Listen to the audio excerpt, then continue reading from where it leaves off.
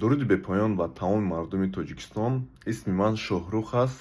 Касе намедонад, дар вебсайтам Шоҳ Ҳакимӣ, яъне Шоҳрух Ҳакимпур, ана кӯтоҳ карда Шоҳ Ҳакимӣ навистагиам. Як мо оиди фарҳанги худ, забони худ, миллати худ ҳамин наворҳо мекунем, дар TikTok, дар YouTube паҳн мекунем, то ки мардуми мо, то ки мардуми ҳамсояҳои мо, то ки ҷаҳон оиди фарҳанги миллати тоҷик каме шунавад.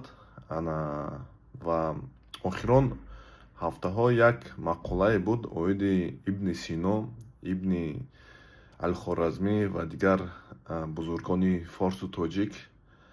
ҳама ба фикрам фаҳмидагӣ ҳаст, касе фаҳмидагӣ нест. Як бори дигар мегӯям, ки дар як мақолае дар CNN баромада буд оиди бузургони тоҷик. Дар он ҷо қайд шуда буд, ки ин бузургони дигар миллат ҳаст. Мардуми тоҷик каме бедор шудан. Рости гап мо як видео кардем оиди ин мақола. имрӯз як хабаре хондам, рости гап каме нороҳат шудам. ин хабарро гуфтам ҳатман бо шумо пешниҳод кунам.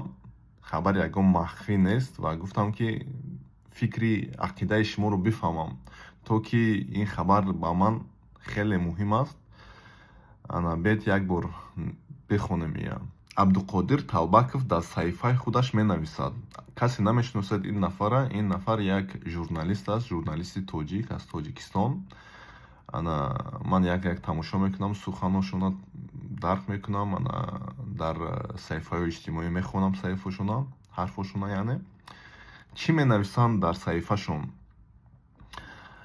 Андарбоби синодуздии атрок. камтар аз як моҳи кориам дар Академияи миллии мақомотие, яъне амниятӣ, даъватам карду танқид кард, ки агар ҳамаи бузургони моро ҳамсоя кишвар аз худ кунанд, ҳам ман бояд на вокунише кунаму на баҳсеву на даъвое. яъне мақомотие гуфт, ки ҳамин чизе ки ҳамсоя кишвар агар аҷдодони моро аз они худ гӯяд, чиз гӯяд, мо тоҷикон бояд, яъне Абдуқодир бояд хаб шавад, ҳар гап назанад. Пас Абдуқодир суол кард. Гуфтам: фармон аст, дастур аст, супориш аст? яъне ягон кас и супориш дод, фармон дод, дастур дод? Гуфт, яъне амниятӣ гуфт. гуфтам шунидед, яъне ба шумо расондам, ба Абдуқодир расонд, ки ман шумода гуфтум, тамом. гуфтам, яъне Абдуқодир гуфт, як сабабашро гӯед, як сабаб гӯед. яъне фаҳмонаду чаро мо бояд ҳарф назанем. гуфт, амниятӣ гуфт, ҳамсоя кишвар хафа мешавад ва муносибатамон вайрон. ҳамиро ту мехоҳӣ? яъне амниятӣ гуфт, ки агар ки хоҳед, ки мо дӯстӣ барпоя кунем ва ғайра, мо ки хафа накунем ҳамсояҳомона, мо бояд ин гуна ҳарфҳоя назанем. пас Абдуқодир гуфтам, баёнот нависам гуфтаниед. Баёнот нависам гуфтаниед, яъне ки як ручка варақ менависӣ, ки баёнот ма қабул кардам, агар ки аз ҳарфаам берун муроям, метавонед ки маро ҷазо диҳед.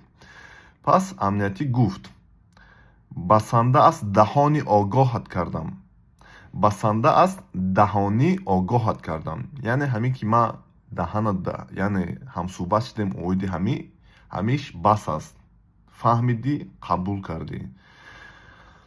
ана хулоса мегӯяд Абдуқодир Талбаков, ҳоло сахт мехоҳам рӯбарӯ шаваму ба чашмонаш бингарам. ин яъне як моҳ пеш як коргари амниятӣ ҳамин суханҳоя ба Абдуқодир Талбаков ҳарф зада буд. ана ҳамин ҳафта шуда бошанд. инам хеле дузодузӣ шуд, гӯям агар иштибоҳ кунем агар. ва Абдуқодир фаҳмид, ки дар тамоми Тоҷикистон, мардуми Тоҷикистон каме огоҳ шуданд, каме видео, ана ҳарчи ҳарф задан оиди ҳамин бузургони худ. ва Абдуқодир хоҳони он аст, ки як ҳамун амниятиро бибинаду ба чашмонаш ва хулоса бибинад чӣ ҳол дорад ҳамун амниятӣ. ба ман чӣ дахл дорад ин чӣ хел пеш гуфтам, ман як ҳамсӯҳбат мешавам бо тоҷикистониё, бо афғонистониё, бо мардуми рус, бо дигар мардум ва аз маданияти мардуми тоҷик, фарҳанги тоҷик, тамоми ҳамаи Тоҷикистон ҳарф мезанем ва дар YouTube пешниҳод мекунем. Пас гуфтам ки ман ки ҳамин гуна видеоҳо мекунам, и бар зарари амниятам нест, наоборот, и як кӯмак аст, як ватандӯстӣ аст. Боз нашавад ки бар зарари мо шавад. Яъне мо ҳар гуна гапи бадам намезанем, ягон бар зидди давлати миллатам нестем, ягон сиёсатам нестем. Лекин гуфтам ки хатарнок бошад ё ки не, чунки ман намехоҳам ки Тоҷикистон баргардам, дар Тоҷикистон мара қапана ягон коре кунад. Мефаҳмед? Ҳеҷ кас ба фикрам ин корро намехоҳад. Лекин барои ҳамин гуфтам як бор суол кунам, шумоям бипурсам, шумо чӣ фикр доред оиди ҳамин? Мефаҳмед? Мо ҷони фидоям месупорем барои Тоҷикистон, ватани худ.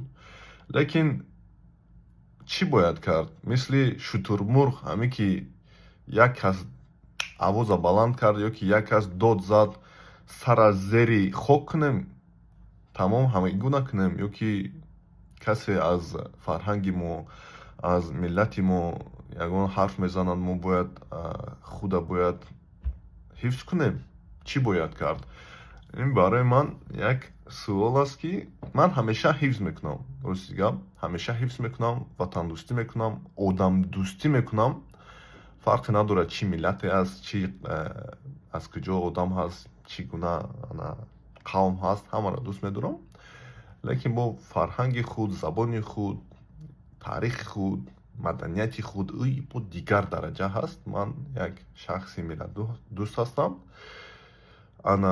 Лекин барои ман як чизи шавқовар буд, ки ман намедонам ин одамо оиди чӣ фикр мекунанд. Давом тем навор яъне паҳн кардан ё ки бас кунем. Агар ягон кас оиди ҳамин суолҳои ман ҷавоб дошта бошад, ба ман нависед. Телеграм дар закреп ҳаст, инстаграмам дар закреп ҳаст, ҳамас ҳаст. Мара ёфтан хеле оддӣ ҳаст. Ман аз ягон ҷой, аз ягон кас рӯст намешавам. Хулоса ҳамин буд. Пас дар коммент ҳатман нависед чӣ фикри ақида доред. Бе ҳақорат, без пасзанӣ илтимос бардорам. Безор шудагим аз ҳамин куркунӣ, ҳақоратҳо, пасзанӣ ва дигар калимаҳо. Як хел вақтҳо кунам намекунам, барое ки 10 ташаккур мекунам, бо 10 та дигар, 100 та дигар комментария пайдо мешавам. Хеле безор шудагим аз комментария удалит кунӣ, ҳамин ҳақорату пасзанӣ. Ман ба ҷавоб илтимос. Ва як чизи дигар ҳатман бояд бигӯям, ки ман азодаи суғд ҳастам, ноҳияи айнӣ, деҳоти Урметан. Падари ман Маҳмудов Абдулҳаким соли 2010 дар водии Рашт, гӯям ака, дар ғарм аз ҷиҳати террористон, аблағон, ҳамун Али Бедакишон бо як 25 нафари дигар афсарон кушта шуда буданд. Падари манам як миллатдӯст буд. Аз ин сабаб манам як миллатдӯст ҳастам. Падарам гуфта буд, ҳаққи худро аз даҳани шер бояд гирифт. Мефаҳмед? ҳаққи худро аз таҳани шер бояд гирифт. Ин калимаҳои ман аввалаш хуб намефаҳмидам, лекин чанқе ки бузург мешӣ, ҳама қабо ин калимаҳода аҳамият метиҳӣ, бо фаҳмиши дигар гуна мешавад. Шумо як тасаввур кунед, ки ҳамин устухона дар саг метиҳед, ҳамун устухона баргирифтан метавонед, чӣ гуна ӯ саг чӣ мешавад, асабонӣ мешавад. Лекин падарам гуфт, ки ҳаққи худро, ҳаққе ки Худованди Карим ба одам ҷудо кардагӣ ҳаст, ӯ ҳаққи туст, ӯ замини туст, ӯ фарҳанги туст, ӯ забони туст, ӯ таърихи туст. ҳаққи худро чӣ пул бошад, чӣ дигар чиз бошад, фарқи нест. ҳаққи худро аз даҳани шер бояд гирифт. ҳамин муриям ҳаққи худро бигир. Мефаҳмед бардоро? Ин хеле калимаҳои чихегӯм вазбин аст, бояд каме фикр кунӣ оиди чин. Аз ҳамин сабаб ман як нақшаи худ, як фикри ақидаи худ баён кардам, ки ман бояд ки ҳаракат кунам, ки ҳаққи худро дар куҷое набошам, дар кадом ҳолате набошам, ҳаракат кунам, ки ҳаққи худро аз даҳани шер гирам. ташаккури зиёд ба тамоми мардуми Тоҷикистон. Ҳамеша хонободу сарбаланд бошед. Агар ки шумо хоҳед ки моро дастгирӣ кунед, подписка кунед, лайк кунед, репост кунед, мо аз шумо як секундам намегирад ин лайки подписка. Ҳамин буд. Ташаккури зиёд. Зинда бод дӯстии халқо, зинда бод Тоҷикистони азиз. Ассалому алайкум.